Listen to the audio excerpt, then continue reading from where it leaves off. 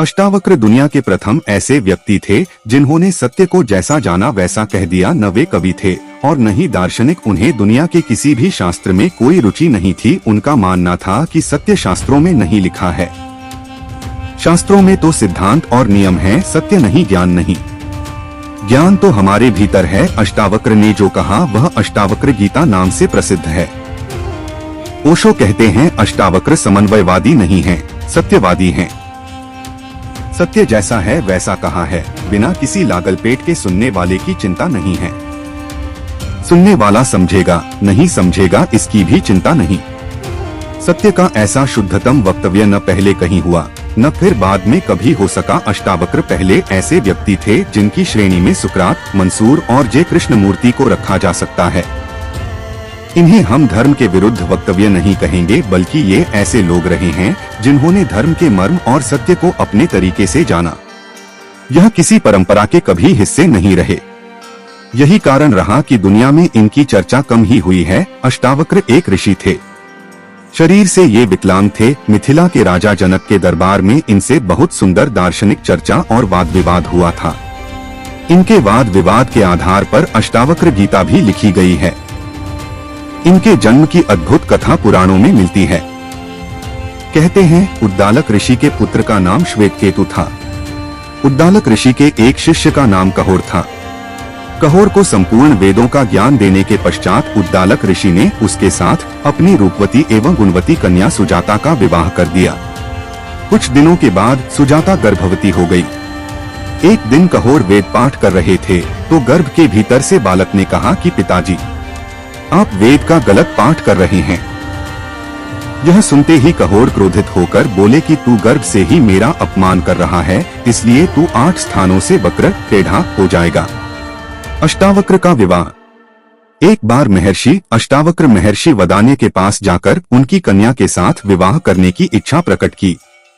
तब महर्षि वदान्य ने मुस्कुराते हुए अष्टावक्र से कहा, पुत्र, मैं अवश्य तुम्हारी इच्छा पूरी करूंगा और तुम्हारे साथ ही अपनी कन्या का विवाह करूंगा, लेकिन इसके लिए तुम्हें मेरी एक आज्ञा माननी पड़ेगी। अष्टावक्र ने कौतूहल से पूछा, वह क्या महर्षि?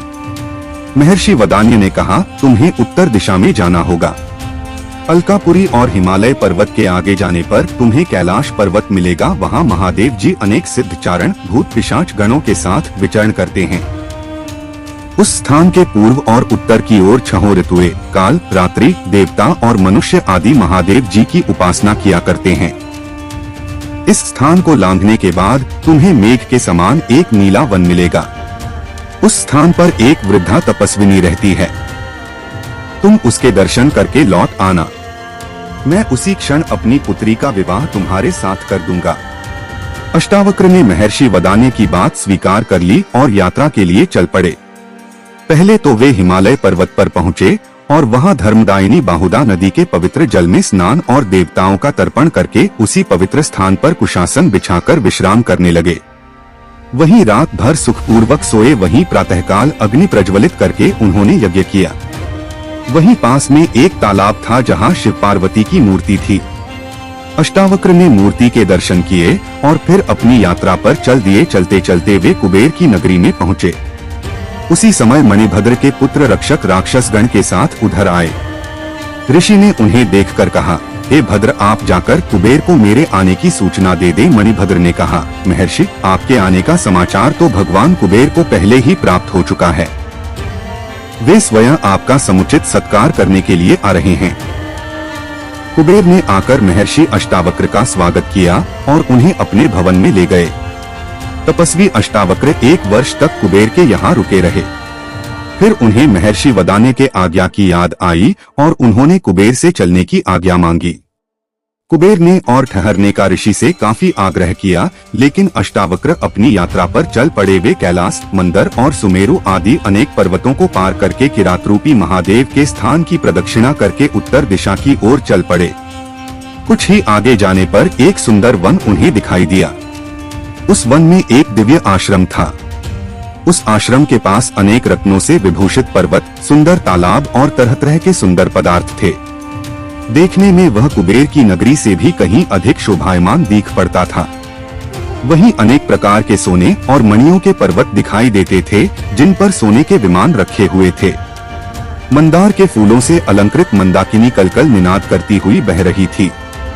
चारों ओर मणियों की जगमगाहट से उस दिव्य वन की कल्पना श्री से ऊंची उठ जाती थी, लेकिन उसकी समता कहीं भी मस्तिष्क खोज नहीं पाता था। अष्टावक्र यह देखकर आश्चर्यचकित से खड़े थे। वे सोच रहे थे कि यहीं ठहरकर आनंद से विचरण करना चाहिए। अब वे अपने लिए एक उपयुक्त स्थान ढूंढने लगे और बढ़कर उन्होंने देखा कि यह तो एक पूरा नगर है। इस नगर के द्वार पर जाकर उन्होंने पुकारकर कहा, मैं अतिथि हूँ। उसी समय द्वार से 7 परम सुंदरी कन्याएं अतिथि के स्वागत के लिए निकल आईं। आइए भगवान, पधारिए, हम सब आपका स्वागत करते हैं। महर्षि एक भव्य प्रासाद के अंदर चले गए। वहाँ उन्हें सामने ही एक वृद्धा बैठी मिली। वह स्वच्छ वस्त्र पहने थी और उसके शरीर पर अनेक तरह के आभूषण थे। महर्षि को देखते ही वह वृद्धा उठकर खड़ी हो गई और उनका समुचित स्वागत करके बैठ गई। महर्षि भी वहीं पास में बैठ गए। उन्होंने उन सुंदरी कन्याओं की तरफ बढ़कर कहा, हे कन्या, तुम में से जो बुद्धिमती और धैर्यवती हो वही यहाँ रहे, बाकी सब यहाँ से चली जाएं। एक को छोड़कर सभी कन्याएं वहाँ से चली गईं। वृद्धा वहीं बैठी रही। रात होने पर महर्षि के लिए एक शैया की व्यवस्था कर दी गई। जब महर्षि सोने लगे तो उन्होंने उस वृद्धा से भी जाकर अपनी शैया पर सोने के लिए कहा। उनके कहने पर वृद्धा अपनी शैया पर जाकर लेट गई। रात्रि का एक ही प्रहर बीता होगा कि वृद्धा जाड़े का बहाना करती हुई कांपती हुई महर्षि की शैया पर आ लेटी और कामातुर होकर अष्टावक्र के शरीर का आलिंगन करने लगी। यह देखकर महर्षि काष्ठ के समान कठोर और निर्विकार पड़े रहे। अष्टावक्र को इस तरह अविचलित देखकर वृद्धा ने कहा, हे भगवान, पुरुष के शरीर का स्पर्श करने मात्र से ही स्त्री के अंगन में कामोद्दीपन हो उठता है। स्त्री उस समय किसी तरह अपने मन को अपने वश में नहीं रख सकती, यही उसका स्वभाव है। इसलिए आपके शरीर से स्पर्श के कारण मैं कामपीड़ा में जल रही हूँ। अब आप मेरे साथ रमण करके मेरी इच्छा को पूर्ण कीजिए। हे ऋषि, मैं जीवन भर आपकी कृतज्ञ रहूंगी, यही आपकी तपस्या का अभीष्ट फल है। मेरी यह सारी संपत्ति आपकी ही है, आप यही मेरे पास रहिए। देखिए, हम यहाँ लौकिक और अलौकिक अनेक प्रकार के सुख भोगते हुए रहेंगे। हे नाथ, अब इस तरह मेरा तिरस्कार न कीजिए, क्योंकि इससे मेरी आत्मा को बड़ा कष्ट पहुँचेगा। पुरुष संसर्ग से बढ़कर स्त्रियों के लिए श्रेष्ठ सुख नहीं है। काम से पीड़ित होकर स्त्रियां स्वेच्छाचारिणी हो जाती है। उस समय तपी हुई बालू पर या कठोर शीत में विचरण करने से भी उनको तनिक भी कष्ट नहीं होता। आप किसी भी तरह मेरी अतृप्त कामना को तृप्त कीजिए। वृद्धा की प्रार्थना सुनकर अष्टावक्र बोले, हे देवी, मैं एक तपस्वी हूँ और बचपन से अभी तक पूर्ण रूप से ब्रह्मचारी रहा हूँ। किसी भी स्त्री का शरीर मैंने स्पर्श नहीं किया। धर्मशास्त्र में व्यभिचार की बड़ी निंदा की गई है, इसलिए इस तरह का पाप नहीं कर सकता। मेरा उद्देश्य तो विधिपूर्वक विवाह करके पुत्र उत्पन्न करना है और उसी हेतु मैं अपनी स्त्री के साथ संभोग करूंगा। इसके अतिरिक्त पराई स्त्री से विषय भोग करना पाप है। यह सुनकर वृद्धा ने कहा, हे महर्षि, यह तो आप जानते ही हैं कि स्त्रियां स्वभाव से ही कामातुर होती है। उनको पुरुष का संसर्ग देवताओं की आराधना से भी कहीं अधिक प्रिय और सुखकर होता है। तुम पतिव्रता की बातें करते हो तो हे स्वामी, सच तो यह है कि हजारों स्त्रियों में कहीं एक पतिव्रता स्त्री दिखाई पड़ती है और सती तो लाखों में एक होती है। जब स्त्रियों का कामोन्माद चढ़ जाता है तो वे इसके सामने पिता, माता, भाई, पति, पुत्र आदि किसी की भी परवाह नहीं करती है और अपनी कामवासना की तृप्ति के उपाय सोचा करती है। यहाँ तक कि कुछ भी करके वे अपनी इच्छा पूरी करके ही मानती है। हे भगवान, काम के वश होकर ही स्त्री कुलता हो जाती है। वृद्धा की बात सुनकर अष्टावक्र मन ही मन धिक्कार रहे थे, लेकिन फिर भी अपने को दृढ़ रखकर उन्होंने अविचलित भाव से उत्तर दिया, हे देवी, मनुष्य जिस विषय का स्वाद जानता है उसी के लिए उसकी तीव्र इच्छा होती है। मैं तो विषय भोग जानता ही नहीं, फिर मैं किसी भी हालत में तुम्हारी इच्छा पूरी नहीं कर सकता। वृद्धा ने कहा, यह न कहे नाथ, आप यहाँ कुछ दिन ठहरिए, तब अपने आप ही आपको संभोग सुख का स्वाद मिल जाएगा। तब मैं और आप पूर्ण सुख के साथ रहा करेंगे। इस पर अष्टावक्र ने कहा, हे देवी, जो तुम कह रही हो वह संभव नहीं है। यह कहने के पश्चात महर्षि अष्टावक्र सोचने लगे कि यह वृद्धा इस तरह काम से पीड़ित क्यों है। तभी उनके हृदय में संशय जागा कि हो सकता है कि यह कुछ समय पूर्व इस प्रासाद की अधिष्ठात्री देवी कोई युवती हो और किसी शाप के कारण इस तरह कुरूप वृद्धा हो गई हो। यह संशय पैदा होते ही उन्होंने उसकी कुरूपता और वृद्धावस्था का कारण पूछना चाहा, लेकिन उचित न समझ नहीं पूछा। एक दिन बीत गया। संध्या होने पर वृद्धा ने आकर कहा, हे महर्षि, वह देखिए सूर्य अस्त हो रहा है, अब आपकी क्या आज्ञा है। अष्टावक्र ने कहा, हे शुभे, स्नान करके मैं संध्या वंदन करूंगा। वृद्धा ने जल का प्रबंध किया। महर्षि स्नान कर चुके। इसके बाद वृद्धा ने पूछा, हे भगवान, अब मैं क्या करूं? अष्टावक्र कुछ भी उत्तर नहीं दे पाए और चिंतामग्न होकर सोचने लगे। इसी बीच उत्तर की प्रतीक्षा न करती हुई वृद्धा उठी और अंदर से एक थाल में सजाकर स्वादिष्ट भोजन ले आई। महर्षि भोजन करने लगे। फिर भोजन करते करते उन्हें पूरा दिन बीत गया। रात्रि आई। वृद्धा ने अलग अलग पलंग बिछवा दिए। महर्षि जाकर अपने पलंग पर लेट गए और कुछ देर बाद उनको नींद आ गई। आधी रात्रि के समय वृद्धा फिर संभोग की इच्छा रखती हुई उनके पलंग पर आ गई। महर्षि सहसा जागकर कहने लगे, हे देवी, तुम व्यर्थ प्रयत्न न करो। परस्त्री के साथ संभोग के लिए मेरा हृदय गवाही नहीं देता। यह कार्य मुझे धर्म विरुद्ध लगता है, इसलिए इसे त्याज्य समझकर मैं इसमें कदापि प्रवृत्त नहीं होऊंगा। इस पर वृद्धा कहने लगी, हे भगवान, आपकी शंका निर्मूल है। मैं स्वाधीन स्त्री हूँ। माता पिता या पति किसी का भी मेरे ऊपर अधिकार नहीं है। मेरे साथ सहवास करने से आपको परस्त्रीगमन का दोष क्यों लगेगा? अष्टावक्र वृद्धा के तर्क पर पूर्ण दृढ़ता के साथ कहा, हे देवी, तुम्हारा यह कहना कि तुम स्वाधीन हो निराधार है। प्रजापति ने कहा है कि स्त्री जाति कभी स्वाधीन नहीं हो सकती। वृद्धा ने कौतूहलवश पूछा, क्यों? अष्टावक्र ने कहा, हे शुभे, प्रजापति ने कहा है कि लोक में कोई भी स्त्री स्वाधीन नहीं है। बाल्यावस्था में पिता, यौवनावस्था में पति और वृद्धावस्था में पुत्र स्त्रियों की रक्षा करते हैं, इसलिए वे इन्हीं के अधीन रहती हैं। फिर बताओ तुम किस प्रकार स्वतंत्र हो?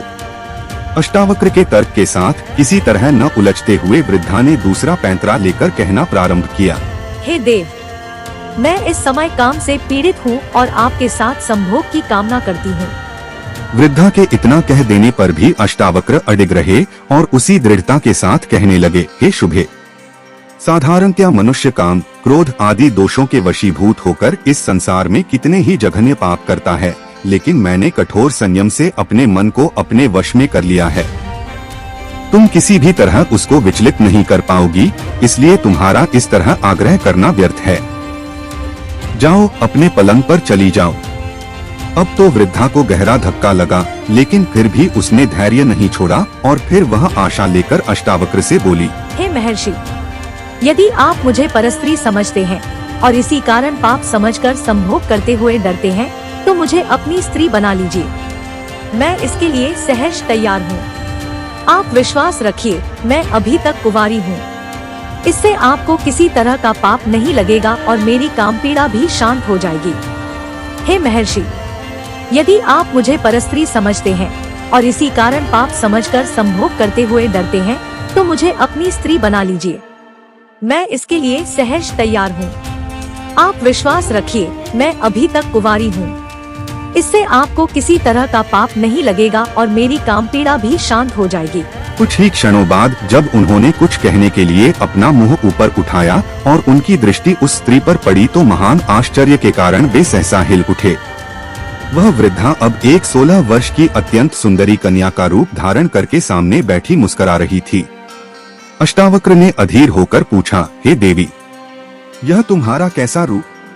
मेरी समझ में कुछ भी नहीं आ रहा है कि तुम कौन हो। मैं तुम्हारा परिचय प्राप्त करने के लिए लालायित हूँ। बताओ कल्याणी, तुम कौन हो? उस कन्या ने मुस्कुराते हुए ही कहा, हे महर्षि अष्टावक्र, स्वर्ग, मृत्यु आदि सभी लोगों के स्त्री पुरुषों में विषय वासना पाई जाती है।